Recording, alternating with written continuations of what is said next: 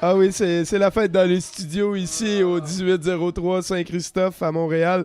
On fête Noël et Noël pour plusieurs personnes c'est synonyme de Noël et pour d'autres c'est synonyme d'autre chose. Et c'est pour ça que j'ai écrit un conte qui s'appelle et ça va me faire plaisir de vous le lire ici ce soir avec mon ami Pablo qui va y aller comme il sent avec son clavier avec lequel il sait très bien travailler. C'est donc avec plaisir qu'on se lance dans le Noël de Noël.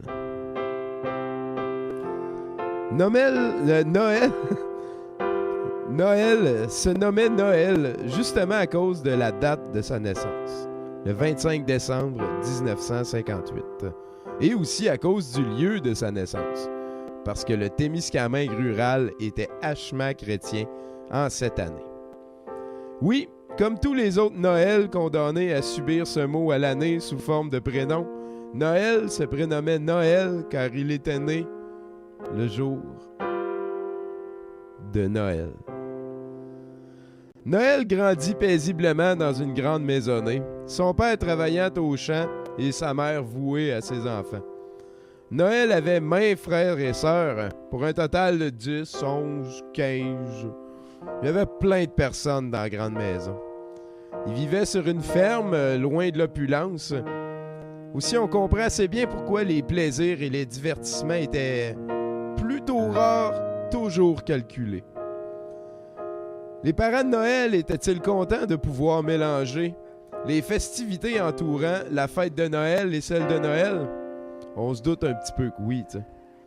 Ce qui fait que la journée de Noël n'est en rien la journée de Noël, mais bien une fête religieuse commémorant l'anniversaire d'un gars qui ne se nommait même pas Noël. Et ça en vint rapidement à déranger Noël que Noël tombe la même journée que la sienne. Que ses parents décorent toute la maison pour la journée de Noël, sans que ce soit pour Noël, dérangeait Noël un petit peu plus à chaque année. Et c'est vers ses 5 ans qu'il eut une idée.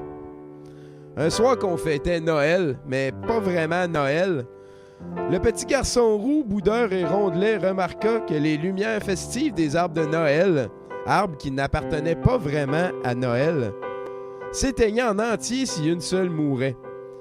Son père se dépêcha ensuite de changer le globe et jetait l'autre aux ordures, comme un vulgaire souvenir. Il se souvenait que sa mère lui avait dit que les plantes avaient leur bébé au travers de leurs fruits. Et les fruits, c'est toujours la partie la plus colorée de l'arbre.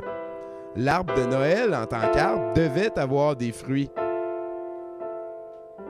Donc, les lumières jetées par son père sont les fruits mauvais, trop mûrs ou on sait pas, hein. Mais les lumières de l'arbre de Noël sont les fruits de l'arbre de Noël. Donc, pour compenser l'amour que ses parents donnaient à Noël, la fête, plutôt qu'à Noël, leur fils, Noël entreprit de faire d'une pierre deux coups et d'enlever un peu d'éclat à Noël pour les avoir à lui en privé. Noël s'arrangeait donc pour ramasser tous les globes de Noël brûlés, jetés par son père. Le plan était ensuite très simple. Il les gardait cachés et quand le printemps arrivait, il allait les enterrer dans le bois, loin, loin, loin. Ainsi, un jour, les globes deviendraient des plantes, puis les plantes des arbres de Noël, capables de donner des fruits, des belles guirlandes de lumière de Noël.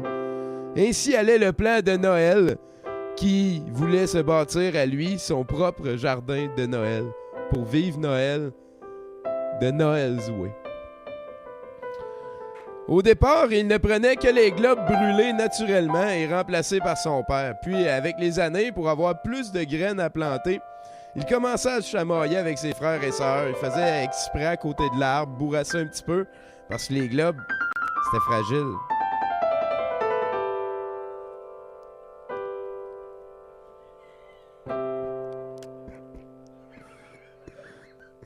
Noël allait avoir le plus beau de tous les jardins de lumière. Bien sûr, vers 12 ans, Noël cessa ce petit jeu et devint l'adolescent frustré qui apparaît logiquement à la suite d'une enfance négligée.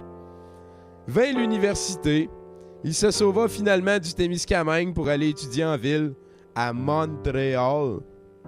À ce moment-ci, le jardin de lumière... C'est ma phrase préférée, je l'ai manqué. À ce moment-ci, le jardin de lumière de Noël n'est qu'un n'est qu'un souvenir lointain. Les temps changent, les gens changent, et les villes aussi. À son retour au Témiscamingue, longtemps après son départ, il fut attristé de constater que Noël, mais pas lui, prenait encore plus de place dans la vie des gens. Chaque village avait un arbre scintillant au centre de la place principale et Béarn, le village natal de Noël, ne faisait pas exception à cette tendance. Même que l'arbre de Noël du village de Noël était le plus grand de tous les arbres de Noël de la région.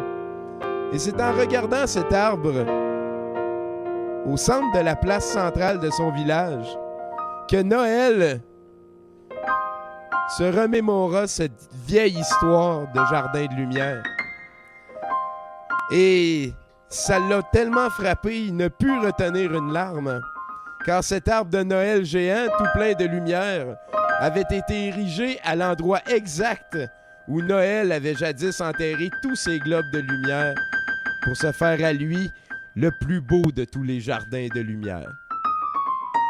C'était donc mon conte, le Noël de Noël. Merci Pablo.